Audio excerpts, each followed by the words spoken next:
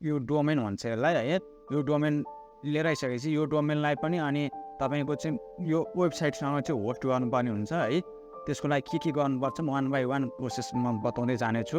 अब सर्वप्रथम चाहिँ यो डोमेन कसरी लिने, पहिला तपाईँले यो डोमेन लिनुपर्ने हुन्छ।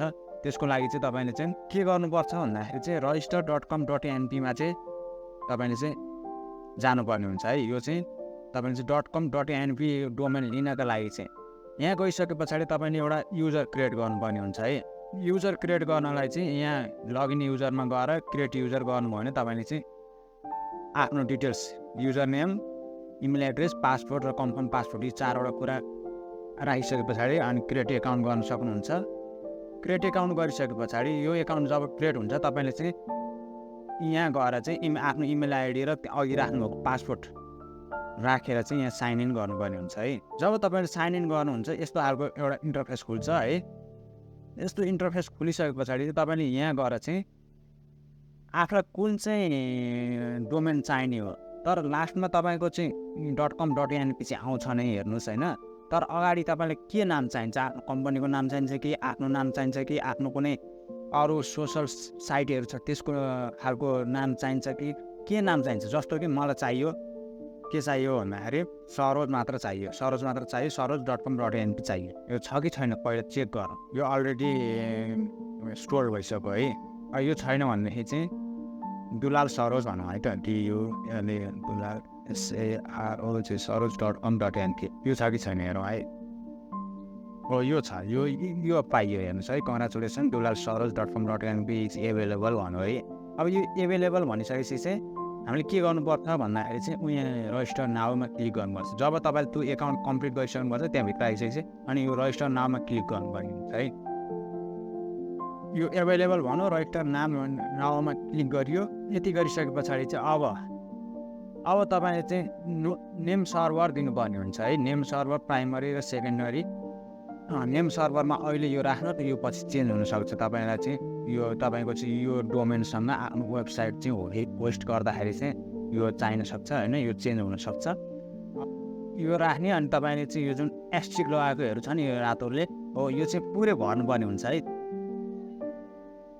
त्यो कम्प्लिट भइसकेपछि यहाँ आइपुगिन्छ है। यहाँ आइपुगे पछाडि चाहिँ अब हामीलाई के कुरा चाहिन्छ भन्दाखेरि दुईवटा डकुमेन्ट चाहिन्छ हेर्नुहोस् है। दुईवटा डकुमेन्ट, तपाईँ कम्पनी छ भने कम्पनीको लेटर पनि चाहिन्छ, तपाईँको कम्पनीको रजिस्टर डकुमेन्ट चाहियो होइन। कम्पनीको होइन भनेदेखि तपाईँको आफ्नो हो भने चाहिँ तपाईँको चाहिँ एउटा नागरिकताको फोटोकपी जस्तो होइन, यस्तो खालको होइन। अनि एउटा लेटर, तपाईँले चाहिँ डोमेन एप्लिकेसन दिए एप्लिकेसन लेटर।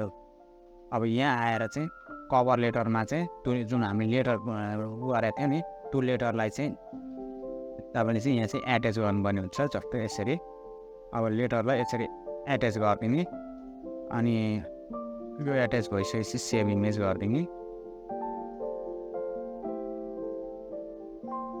अनि दोस्रोमा चाहिँ सिटिजनसिपमा क्लिक गर्ने, यहाँ चोइसमा क्लिक गर्ने र त्यो सिटिजनसिपलाई एट्याच गरिदिने।